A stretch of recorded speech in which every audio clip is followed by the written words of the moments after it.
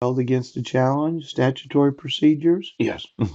What happens when you don't enforce statutory procedures? Yes. Do they provide sufficient due process? Yes. When the state knowingly refuses to enforce the statutory procedures. I think this is going to hold up in court. Yes. Every time you had a court hearing where I was not given any actual notice of the court hearings, yes, it does violate the statutory procedures.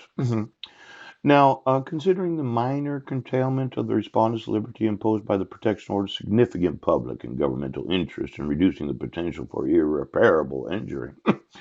The Act's provision of notice and a hearing before a neutral magistrate satisfies the inherently flexible demands of procedural due process.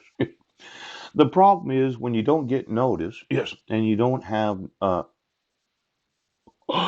I know. See, they have in Gorley versus Gorley, yes.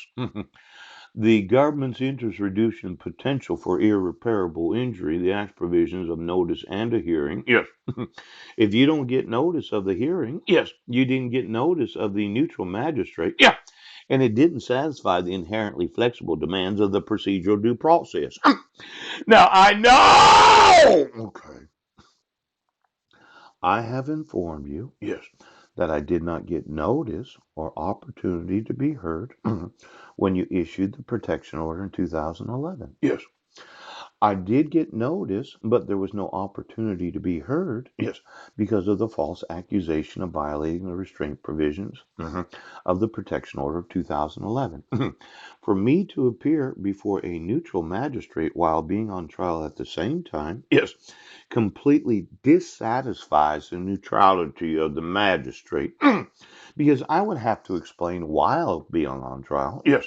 Why it is I'm on trial. Yes. Even though I'm innocent until proven guilty. Go ahead.